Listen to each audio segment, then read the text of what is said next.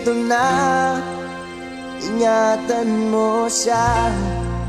Maging protektodo sa panahon ng El Nino. Ang El Nino ay isang natural na phenomenon na nagdudulot ng pagbabago sa klima na karaniwang nagiging sanhi ng mas mainit na temperatura sa karagatan, sa silangan at gitnang bahagi ng Pasipiko. Narito ang ilang paalala ng mga dapat gawin sa panahon ng El Nino. Magtipid ng tubig at gamitin ito ng tama upang masiguro ang sapat na supply sa panahon ng tagtuyot. Magsuot ng presko o komportabling kasuot upang maiwasan ng matinding epekto ng init sa katawan. Iwasan ng magbabad sa init sa pagitan ng alas 10 ng umaga at alas 3 ng hapon. Uminom ng 8 hanggang 10 baso ng tubig araw-araw para maiwasan ng dehydration o kawalan ng tubig sa katawan.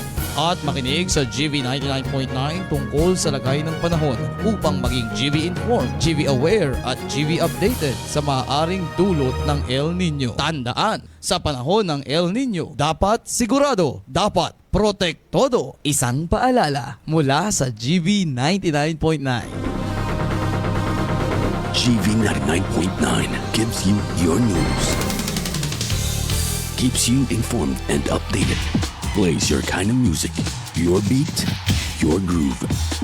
GV 99.9 gives you the good vibes. Your good vibes. GV 99.9, your good vibes. Live mula sa himpilan ng GV 99.9 FM Batangas. Narito na ang mga balitang umingay sa buong linggo. Mga may init na kaganapang hindi mo dapat palampasin. Mga balitang kinalap at binantayan ng buong puwersa ng GV 99.9 FM Batangas. Balitang hitik sa impormasyon dapat mong malaman ngayong umaga. Narito na ang GV News Express. News Express. News Express. Ang detalye ng mga balita ihahatid ni DJ Joey Boy. GV News Express. GV News Express. GV News Express.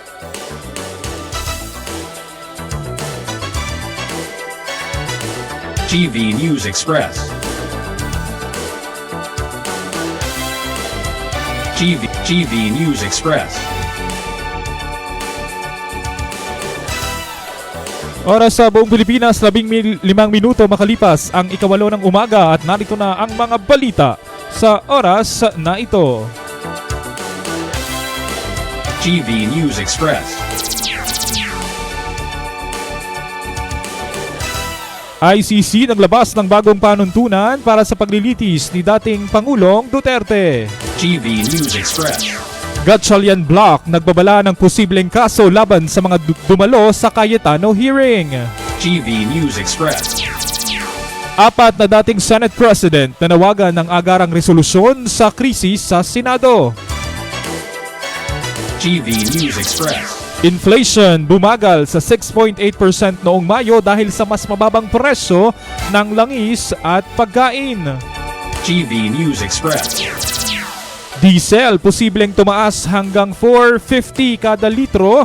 Gasolina maaari namang bumaba sa susunod na linggo. GV News Express.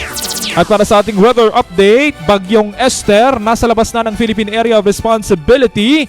Habagat patuloy na nagdudulot ng ulan sa Luzon. GV News Express. Para sa detalye ng ating mga balita, unahin natin ang balita mula sa ICC. Naglabas ang registry ng International Criminal Court ng mga bagong panuntunan para sa nakatakdang paglilitis kay dating Pangulong Rodrigo Duterte kaugnay ng kasong Crimes Against Humanity na may kaugnayan sa kanyang kampanya kontra iligal na droga. Kabilang sa mga rekomendasyon ang mas malinaw na pagtukoy sa mga bahagi ng transcript na dapat itago sa publiko, paggamit ng transcript verification process upang matiyak ang katumpakan ng mga record at paggamit ng digital case management tools para sa mas organisadong paghawak ng mga ebidensya at dokumento. Samantala, muling susuriin ng korte ang kalusugan ng dating Pangulo upang matukoy kung siya ay may kakayahang humarap sa paglilitis. Nakatayo Nakatakdang magsimula ang kanyang trial sa Nobyembre at 30 ngayong taon habang magkakaroon pa ng mga status conference sa Hunyo 23 at Hulyo 14 bilang paghahanda sa mga kaso. GV News Express. Samantala sa Senado naman mga ka-vibes, ikinukonsidera ng Gatchalian Bloc ang pagsasampa ng mga kaso laban sa mga dumalo sa pagdinig ng Senate Blue Ribbon Committee na pinangunahan naman ng kampo ni Senador Alan Peter Cayetano. Ayon kay Senator Panfilo Ping Lacson, maaaring maharap sa cyber libel at iba pang kaso ang mga kalahok dahil umano sa kawalan ng parliamentary immunity sapagkat itinuturing nilang hindi opisyal at walang visa ang naturang pagdinig. Sinang-ayunan ito ni Senator Francis Kiko Pangilinan na nagsabing hindi saklaw ng immunity ang mga pahayag na ginawa sa isang pagdinig na hindi kinikilala ng kasalukuyang liderato ng Senado. Nag-ugat ang sigalot matapos ideklara ng Gatchalian Bloc na bakante ang lahat ng posisyon sa Senado dahil sa pagliban ng majority senators sa plenary sessions. Samantala, iginiit naman ni Senador Alan Peter Cayetano na siya pa rin ang lehitimong Senate President at may kapangyarihang magsagawa ng mga pagdinig sa Senado. GV News Express. Sa kabilang banda naman mga ka-vibes, nanawagan ang apat na dating Senate President na sina Aquilino Coco Pimentel III, Francis Drilon or Franklin Drilon, Juan Miguel Migs Zubiri at Vicente Tito Soto III para sa agarang pagresolba sa umiiral na sigalot sa Senado. Sa kanilang joint statement, binigyang diin nila na tungkulin ng mga senador na pangalagaan ang dignidad at integridad ng institusyon at iwasan ang mga pampublikong bangayan na lalo lamang sumisira sa imahe ng Senado. Hinimok din nila ang mga mambabatas na ituon ng kanilang pansin sa mahalagang isyu ng bansa tulad ng ekonomiya, katarungan at seguridad sa pagkain at enerhiya. Ang panawagan ay kasunod ng kontrobersyal na reorganisasyon sa Senado noong Hunyo 3 kung saan inihalal ng solid block si Sherwin Win Gatchalian bilang acting Senate President matapos ideklarang bakante ang lahat ng posisyon. Gayunman, mariing kinontra ito ni Alan Peter Cayetano at iginiit na siya pa rin ang lehitimong pinuno ng Senado at tinawag na isang iligal na kudeta ang naturang hakbang. Dahil dito nananatili ang kalituhan sa liderato at mga komite ng mataas na kapulungan. GV News Express. Sa ibang balita naman mga ka-vibes, bumaba sa 6.8% ang inflation rate ng Pilipinas noong Mayo 2026 mula yan sa 7.2% noong Abril. Ayon sa Philippine Statistics Authority o PSA, sinabi ni National Statistician na si Claire Dennis Mapa na pangunahing dahilan nito ang pagbagal ng pagtaas ng presyo sa sektor ng transportasyon. Naitala naman ang 16.2% inflation sa transport sector noong Mayo. Mas mababa yan kumpara sa 21.4% noong Abril dahil sa mas mabagal na pagtaas ng presyo ng diesel at gasolina. Nakatulong din ang pagbaba ng inflation o sa pagbaba ng inflasyon ang mga mabagal na paggalaw ng presyo ng pagkain, non-alcoholic beverages at mga gastusin sa pabahay, tubig, kuryente, gas at iba pang fuel. Samantala, bumaba rin ang inflation ng karaniwang food basket ng mga pamilya sa 5.8% habang naitala naman ang 6.2 inflation rate sa gulay, 8.8% sa isda at negative 2.5% naman sa karne na nagpapakita ng mababang o pagbaba ng presyo sa mga naturang sektor. GV News Express. Pasadahan naman natin ngayon ang mga balitang lokal at ang ating mga police reports. Sa Cabuyao, Laguna, isang 15 anyos na estudyante patay matapos mabaril ng kaibigan. Ang detalye ng balita. Nasawi ang isang 15 anyos na estudyante matapos umanong mabaril ng kanyang 19 anyos na kaibigan sa loob ng isang subdivision sa barangay Marinig, Cabuyao City, Laguna, kamakalawa ng gabi. Batay sa investigasyon ng pulisya, magkakasama ang biktima, ang sospek at isa pa nilang kaibigan nang maganap ang insidente. Ayon sa saksi, hawak umano ng sospek ang isang maikling baril na nilalagyan ito ng bala nang hamunin siya ng biktima kung kaya nitong iputok ang ng armas. Ilang sandali matapos nito ay isang putok ng baril ang narinig at nakita na lamang ang biktima na duguan at hawak ang kanyang dibdib. Agad na isinugod sa ospital ang biktima ngunit idineklara itong dead on arrival. Samantala, mabilis na tumakas ang sospek matapos ang insidente at patuloy na pinaghahanap ng mga otoridad upang managot sa nangyari. GV News Express. Samantala sa lalawigan naman ng Cavite, isang hindi pa nakikilalang lalaki ang natagpuang patay sa gilid ng karsada sa Sitio Cumba Road, Barangay Alingaro, General Trias City, Cavite. Kamakalawa ng umaga, pinaniniwala ang biktima ito ng pamamaslang at posibleng itinapon lamang sa lugar matapos patayin sa ibang lokasyon. Ayon sa ulat ng pulisya, alas 7 ng umaga nang madiskubre ng mga residente ang bangkay ng biktima na nakadapa at may sako na nakabalot sa ulo. Sa isinagawang investigasyon, nakakita rin ang mga otoridad ng mga patak ng dugo malapit sa pinangyarihan. Patuloy na nagsasagawa ng masusing investigasyon ng pulisya upang matukoy ang pagkakakilanlan ng biktima, matunto ng mga responsable sa krimen at malaman ang motibo sa likod ng pagpatay. GV News Express. Samantala, nasa kote naman ng mga otoridad ang 5 pang dating miyembro ng Tau Gamma Phi Fraternity na kabilang sa mga akusado sa pagkamatay ng 19 anyos na maritime student na si Mark Kenneth Alcedo sa isang hazing incident sa General Trias, Cavite noon pang Marso 1. Ayon kay Cavite Police Director Colonel Ariel Red, kinilala ang mga naarestong sospek sa kanilang mga alias na Archie, John D, Darlo at Kenneth. Ang mga ito ay kabilang sa Regional Most Wanted Person at inaresto sa bisa ng Warrant of Arrest na inilabas ng Regional Trial Court Branch 90 sa Dasmariñas City, Cavite.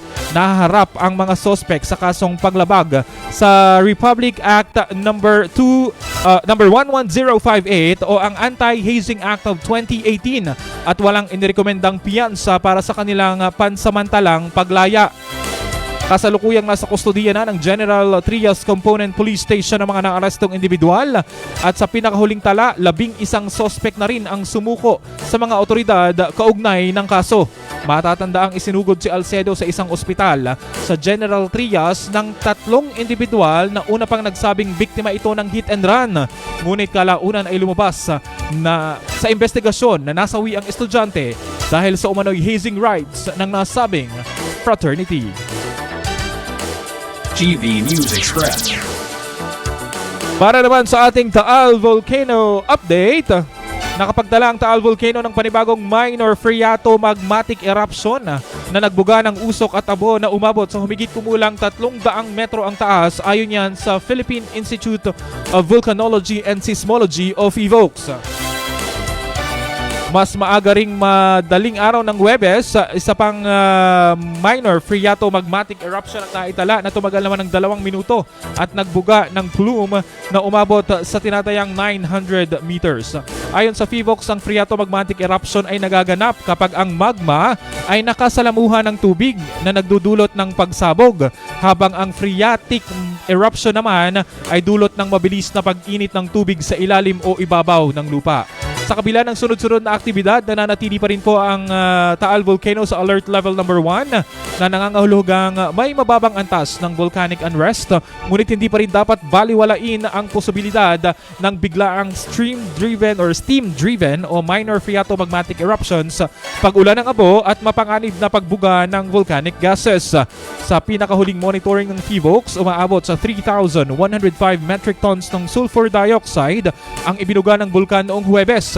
Nakapagtala rin ito ng moderate emission event na may plume at umaabot na sa 1,500 meters na inanod naman sa patungong hilagang silangang bahagi ng bulkan. Samantala, 2 volcanic tremor episodes na tumagal mula 1 hanggang 9 na minuto ang naitala. Wala namang namataang pag-angat ng mainit na volcanic fluids sa Crater Lake at wala ring naobserbahang volcanic smog o fog sa pinakahuling pagsusuri.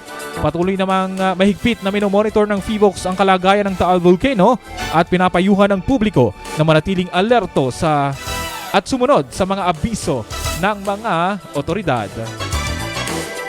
GV News Express. Para naman sa ating Price Watch, TV 99.9. Price Watch. Price Watch. Price Watch.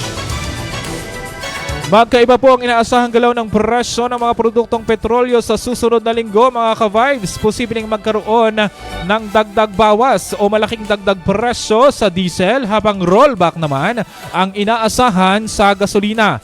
Batay sa 4 na araw na trading ng Mean of Platts Singapore at galaw ng foreign exchange, tinatayang tataas ang presyo ng diesel sa 4 na piso hanggang 4 pesos and 50 centavos kada litro. Samantalang maaari namang bumaba ang presyo ng gasolina ng piso hanggang 1 peso and 50 centavos kada litro. Ayon sa isang source mula sa oil industry, ang nakaambang pagtaas ng presyo ng diesel ay dulot ng pangamba ng pandaigdigang supply ng langis matapos umano ang paghinto ng negosasyon para sa isang peace deal at panibagong banta ng Iran na isara ang Strait of Hormuz, isang mahalagang ruta ng pagdaan ng langis sa mundo. Nakadagdag din ang pagtaas o sa pagtaas ng presyo ang pangamba na maaaring bumaba sa kritikal na antas ang global oil inventories kung magpapatuloy ang mabilis na paggamit ng mga reserbang langis. Gayunman, may mga paunang indikasyon na maaaring bumaba ang presyo sa huling araw ng trading ngayong linggo. Kapag nangyari ito, maaaring mapunta sa mababang bahagi ng pagtataya ng taas presyo ang diesel at mas lumaki pa ang rollback sa gasolina. Karaniwang inaanunsyo po ng mga kumpanya ng langis ang kanilang fuel price adjustments tuwing Lunes at ipatutupad naman ito pagsapit ng Martes. GV News Express.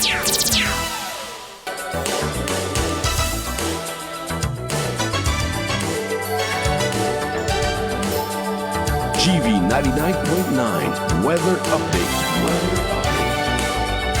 Para naman sa ating ulat panahon mga ka-vibes, bandang alas 3 ng madaling araw ngayong umaga, namataan po ang sentro ng Tropical Depression Esther sa layong 350 kilometers hilagang silangan ng Itbayat, Batanes.